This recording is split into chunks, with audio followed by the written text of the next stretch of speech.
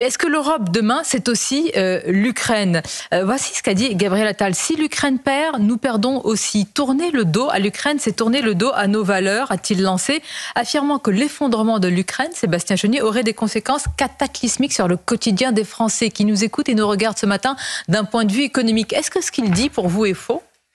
Mais les conséquences, nous les avons déjà. Enfin, la crise agricole que nous connaissons, la crise énergétique que les Français connaissent, ce sont les conséquences du conflit en Ukraine. Donc je ne sais pas ce que Gabriel Attal imagine d'autre, à part, et on va pouvoir peut-être en parler, l'idée d'envoyer des troupes qui seraient effectivement cataclysmiques, mais les conséquences que vivent les Français, nous les avons déjà. Moi, je crois, et avec Marine Le Pen, nous avons pensé qu'il était temps de mettre des limites à ce président sans limite. C'est pour ça qu'on n'a pas voulu voter la résolution qui nous était proposée. Abstention. D'ailleurs, est-ce que vous pouvez nous expliquer ce matin pourquoi vous êtes abstenu? Parce que vous êtes contre toute aide supplémentaire à l'Ukraine, vous êtes contre son adhésion à l'UE. Alors pourquoi ne pas voter contre en cohérence? Mais parce que nous n'avons pas voté contre, parce que nous savons très bien l'utilisation politique qui en aurait été faite. C'est-à-dire que Gabriel Attal nous aurait associé de parfaite mauvaise foi, et parce que c'est l'unique argument qu'ils ont. Il le fait quand même, hein, même avec votre abstention. Ça montre bien que c'était leur dessein et que c'était la démonstration grotesque qu'ils voulaient faire.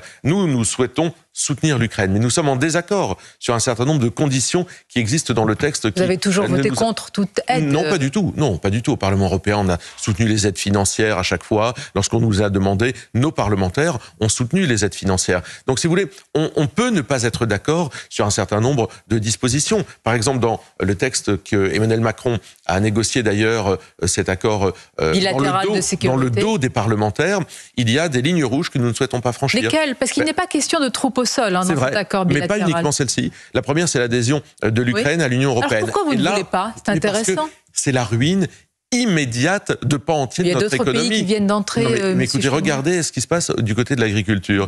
Eh bien, l'adhésion à l'Ukraine, d'abord, je crois qu'il y a un coût qui a été évalué à 180 milliards d'euros. Est-ce qu'on est obligé de se tirer une balle dans le pied et de tirer une balle dans le pied à nos agriculteurs en acceptant l'adhésion de l'Ukraine à l'Union européenne? Et puis, il y a celle qui est à l'OTAN aussi, l'adhésion à l'OTAN. Et là, ça pose un problème militaire.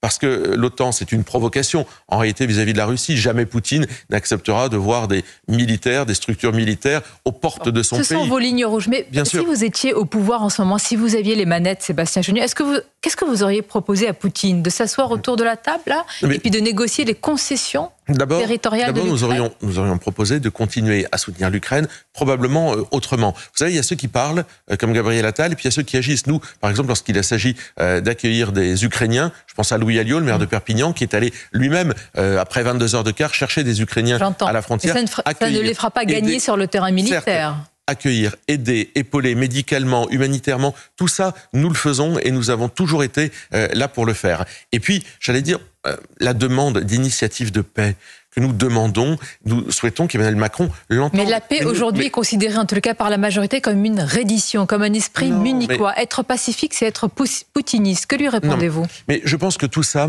est fait simplement pour apeurer les Français. Ils veulent faire peur aux Français parce que nous sommes dans l'utilisation d'un fait grave, un conflit armé, au moment d'une campagne électorale française. Et ils utilisent ce fait grave, ce qui est assez indécent vis-à-vis des Ukrainiens, pour faire de la politique politicienne. Nous pensons que, d'ailleurs, on nous a dit pendant des années, mais l'Union européenne, c'est la paix, c'est la garantie de la paix. Alors prenons des initiatives de paix. Même le pape demande qu'on puisse prendre des initiatives de paix. Quand on demande des cessez-le-feu à Gaza, pourquoi on ne les demande pas? Vous le demandez d'ailleurs aussi en Jean-Luc